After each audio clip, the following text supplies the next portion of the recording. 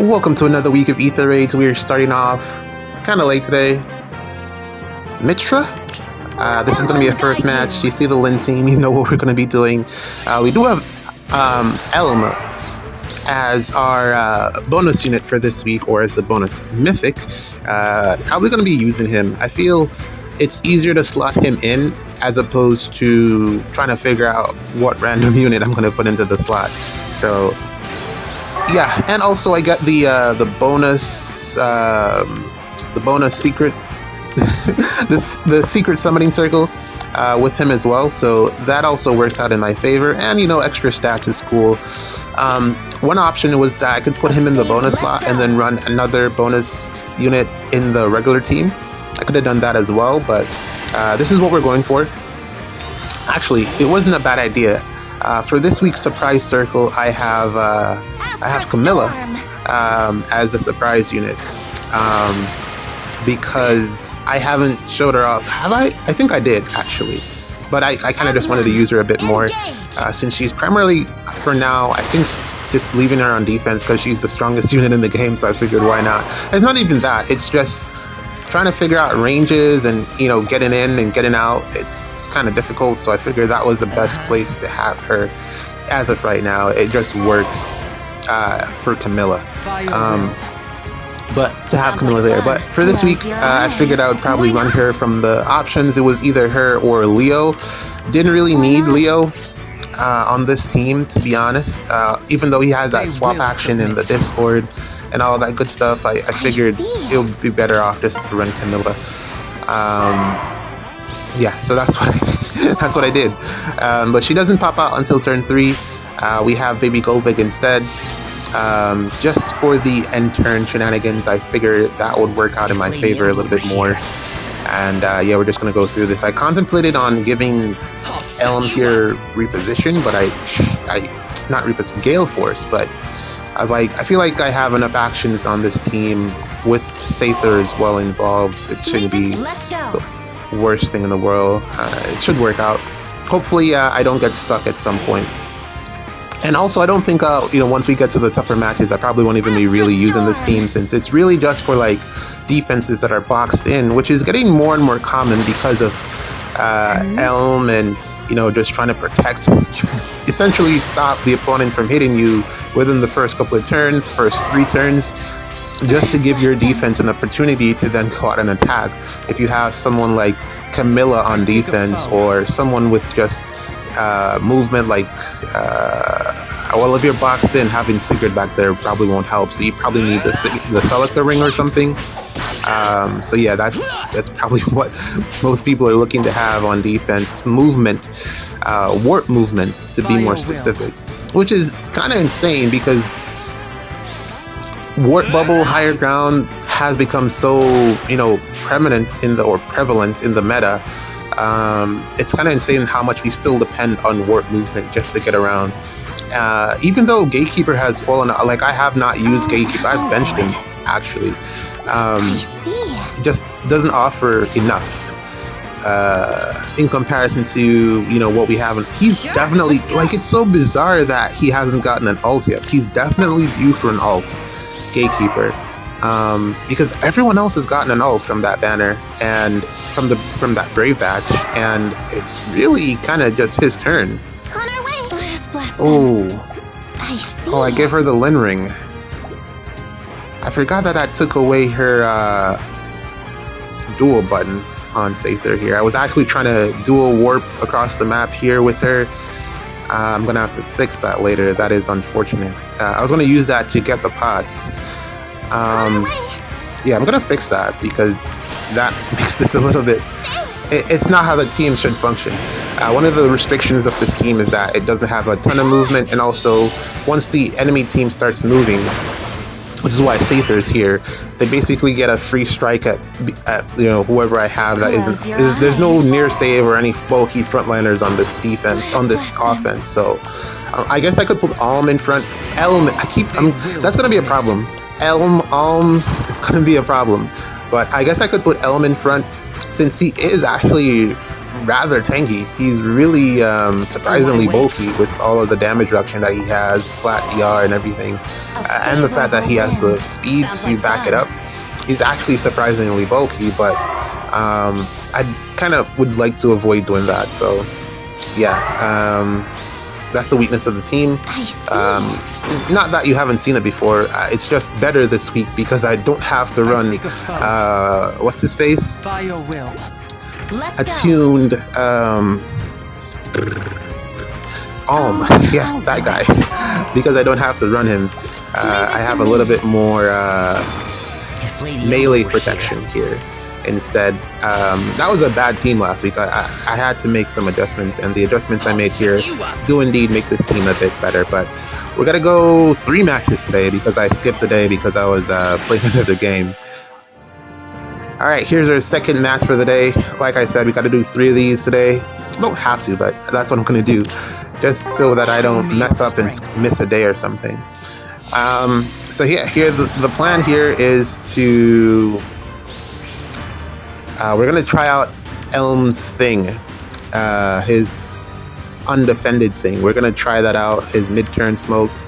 We're gonna see how that works. First sighting of Marth here, who I was trying to build a defense. Well, actually, I was trying to update my my defense and put Marth in there because essentially this new dual Marth is actually just better Setith. You know how I've been saying for the longest time now that I needed Setith 2.0 or just better Setith, and this Marth is actually that. The problem is I don't know why IS has become so infatuated with giving everyone all stats up 7 or blue stats. The problem is this Marth gives out blue stats at the start of phase, which is actually annoying, and it makes it almost impossible to build a rally trap because it's within 2 spaces, and then who's not going to be within 2 spaces of him? How are you going to protect that unit? More than likely it's going to be an armor unit.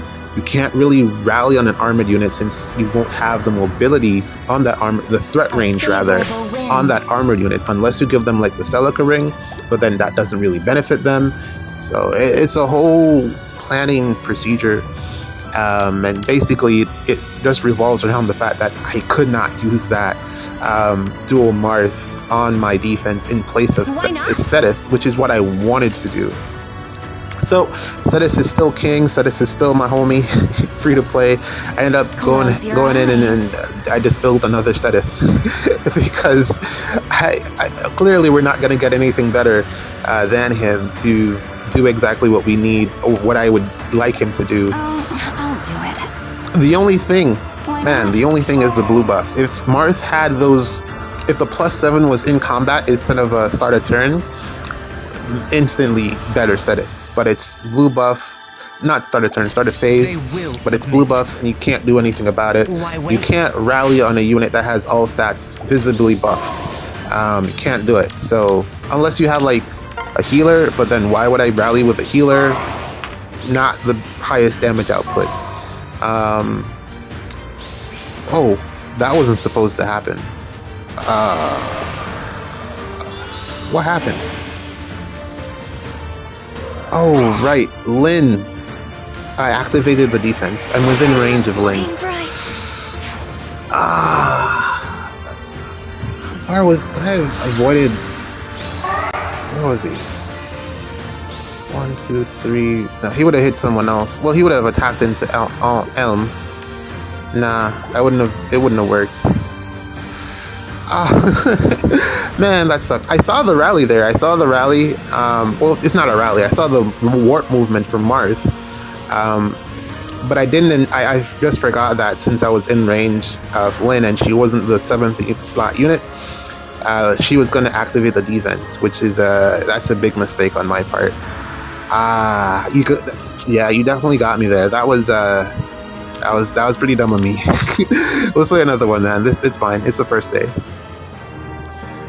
Okay, so we got Eric here, and this is my fun time team this week. This is my fun team for fun.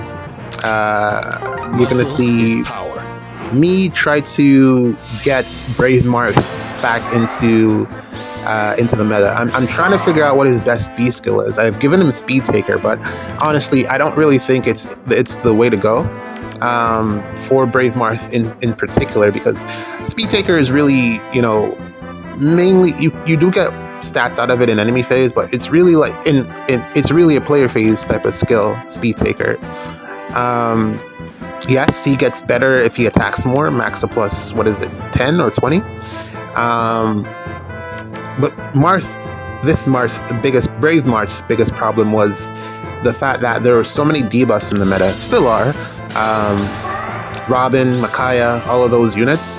But when I pair them together, ooh, Ather still ends Jimbro's turn. I thought he would have cleansed that. That's interesting. That's why I put him there, because I thought otherwise I don't have anyone that I can put there. Plumeria is she has Verge of Death, or Res is not going to be high enough.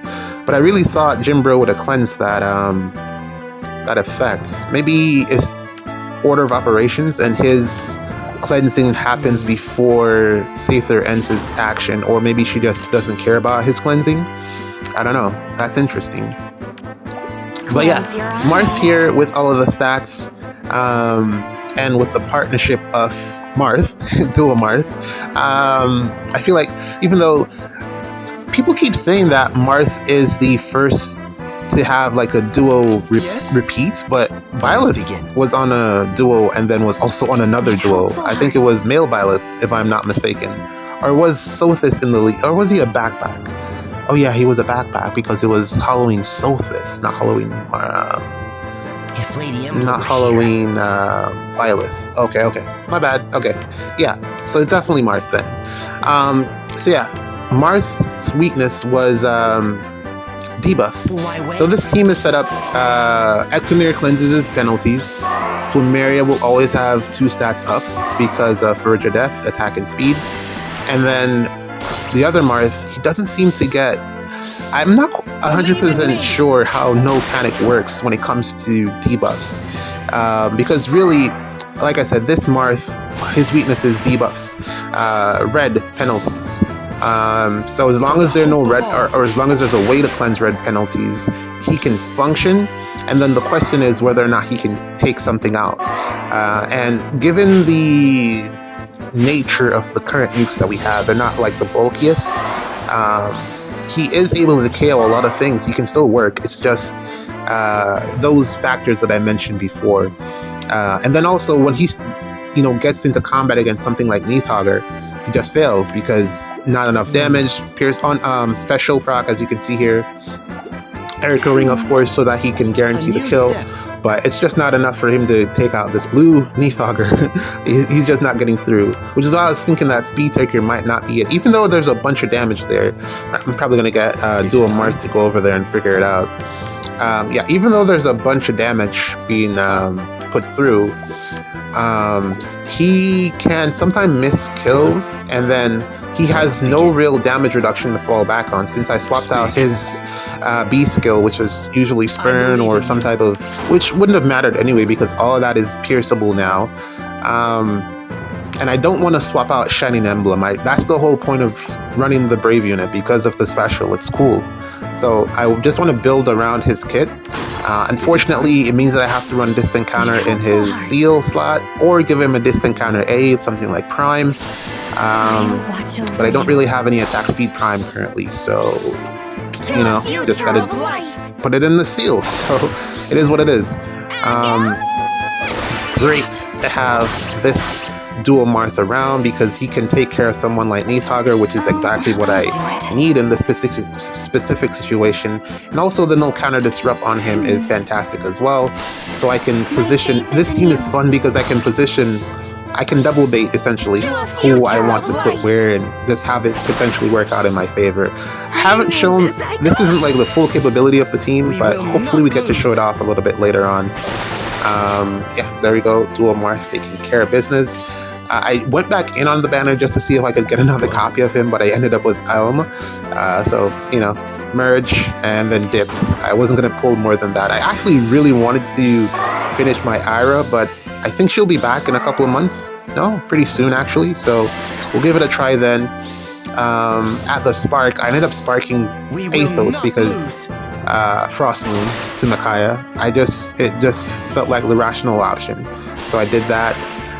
We'll have that to pass around, and it makes Micaiah better. But really does make Micaiah better. Attuned Micaiah. This is my fun team, man. I really enjoy using it. Alm comes in to be a sniper. The only thing that this team is missing that I could not fit in is someone like an attuned Micaiah. More than likely, I'd be looking to get Saline in, but I just couldn't fit her. There's Jimbro. I'd have to have taken out Seth, and Brave Marth needs that additional damage output because he doesn't have the DR piercing anywhere in his special, anywhere like that. So that's where Dual Marth comes in a little bit. I think I saw something in there about giving out damage reduction piercing. Maybe I could be wrong. I don't know. I'll double check later. But Cetus just gives him enough damage that even if there's a lot of damage reduction, he can still break through with just the raw damage. 4 hits should be enough in most situations. So I just built another Cetus. This is the other Cetus that I mentioned. He's not finished yet. Probably going to just plus 10 him because why not? He's a demote. And then I'll get some fodder on him. That way I don't have to. I can have 1 for defense and 1 for offense, which is it works out better for me if I do that instead of blessing 1 Cetus for every season. It takes so much. It's so expensive in terms of blessings.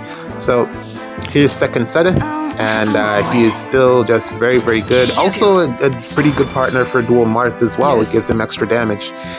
So Seth again, I don't think Seth is going to fall off at any point unless feud becomes way more common. Seth is not going to fall off.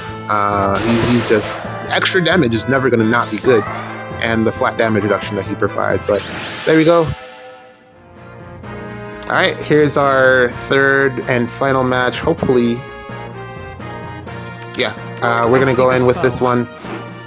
We're going to Gale Force, and we're going to try to close this one out pretty quickly because this is pretty straightforward here. I think it's because I started late. So, some of the better players might have already played a bunch of their matches, and now it's just like people who don't care about going up or down that I'm matching into.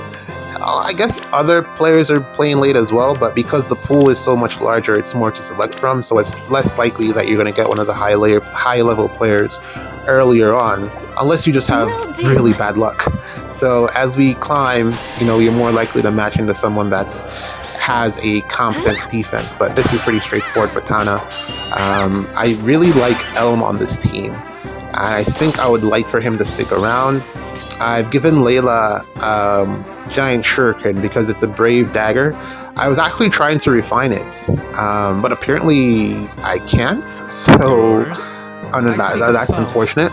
But yeah, it's a brave dagger, just so that she can quad against like slow armors or something that she needs 4 hits to take out, because otherwise I'd have to run some type of triangle attack or some support from far out to get her to quad, and I don't really have that available in terms of space. I could on turn 3, but turn 3 is so far away. Like I said, if in the future they are going to upgrade the summoning circle, it is definitely going to be something that reduces the turn count. So you're going to get it probably on turn 2 instead of turn 3, which that's the only logical conclusion that I can come to with the summoning circle, unless it's going to give you like stats as well, which would kind of feel like cheating. I hope they don't do that, but those are the 2 avenues that they could possibly take with that. I think defense would benefit from it because getting your unit on turn 2 instead of turn 3 is way better. Honestly, it's just so much better.